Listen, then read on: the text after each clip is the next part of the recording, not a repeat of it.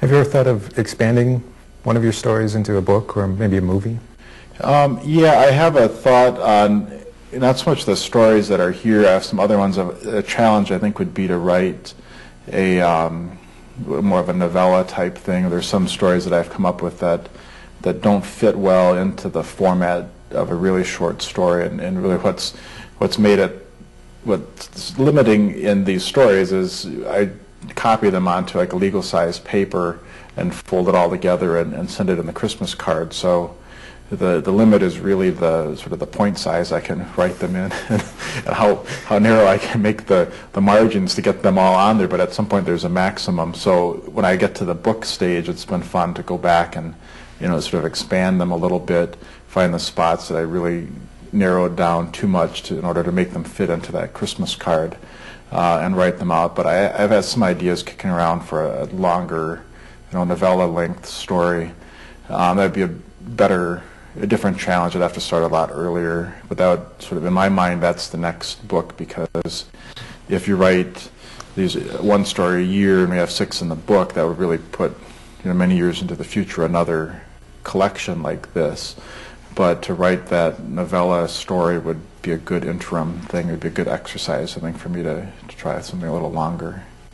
You could use 11 by 17 paper. That probably could. I suppose I could get bigger, bigger and bigger paper.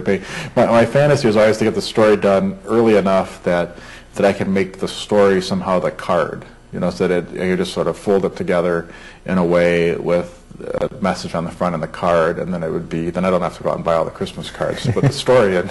But the reality always intrudes, and I never quite get the story done in time, and always end up at Kinko's, the early December trying to get everything copied.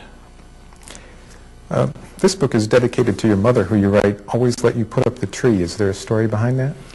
Yeah, I mean, when I was a kid, I was the sort who could never wait for the holidays to get there. And my mother worked as a teacher's aide and then a school teacher at MPS. So her schedule was that the holiday we couldn't decorate the house and get the tree up and all these things until usually school was out, which for me was just not enough time. I mean, then you're talking just a few days before Christmas. And I would always be wanting as a kid to turn the Advent calendar, get it out and put everything on and follow through the days. So she would eventually, just when I was old enough, so just, well, if you want to put up the tree, go ahead and put up the tree. I didn't get to decorate it all myself, but at least got to get it out of the box and put it up. But a lot of the stories, I think, have a good family feel to them, and that's really what I was trying to get across, and that's sort of a good family aspect of it. I have a lot of good Christmas memories and holiday memories from growing up, so she was an appropriate person to dedicate it to. What was the process you followed to get the book into print? It always seems like a very long, complicated story to how an author gets published. Yeah, that's always an interesting story. Everyone always asks, well, how did you do it? And then it always seems simpler than it is when you get there. And the first book I wrote was this book called First and Long, which is very different than the other two. It's a nonfiction book. It was based on a story I wrote for the Milwaukee Journal-Sentinel about a high school football team, which was the combination team of Mesmer High School and Shorewood High School, where you had a Central City school and a suburban school and a private school and a public school get together and play together. So I followed their first season as a reporter, wrote about it for the paper, and I got it to the end and thought, even though this was a very long story, the longest I'd ever written for the paper, it didn't tell the full scope of the story. So I said, I want to turn this into a book. And I just started off and sent out proposals and summaries of the story to a variety of publishers.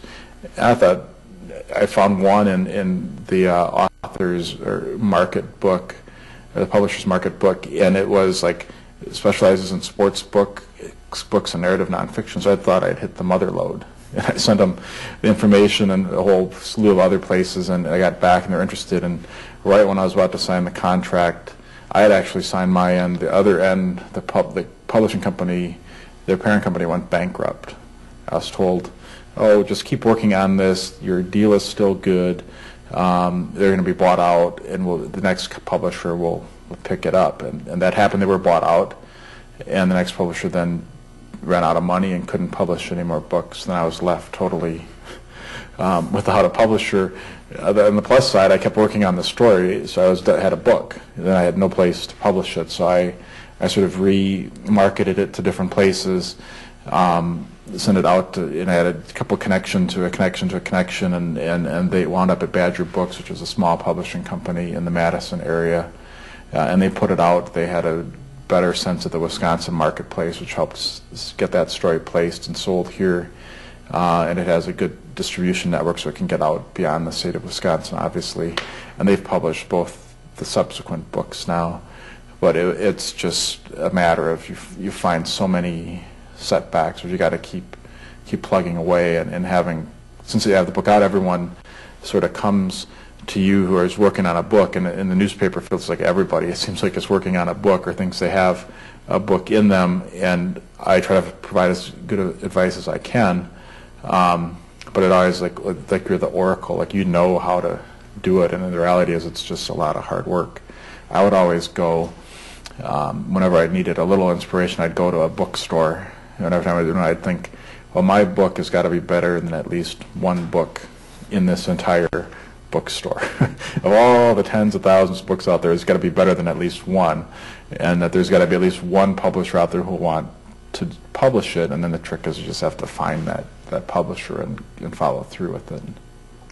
With the publishing industry evolving the way it is, would you recommend self-publishing to people?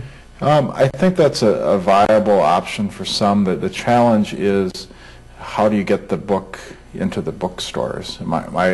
There's a middle ground for people that some publishers it's sort of like more of a cooperative relationship, where they'll publish to provide their marketing expertise or distribution network, but you put in some of the money up front. So that's sort of a hybrid way to do it. My concern with the self-publishing route was always, well, okay, you get done and you've got, say, 1,000 books. Well, how are you going to get them to the bookstores? You're going to spend your whole life driving to a bookstore to another bookstore to drop off the books.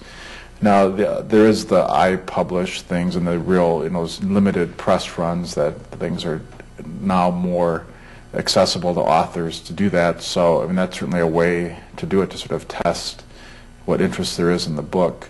It's a little harder to make a profit that way, but I think most authors, especially starting out, are just happy to see that the book in print and published, and to get some readership out there and sort of build on that for future books.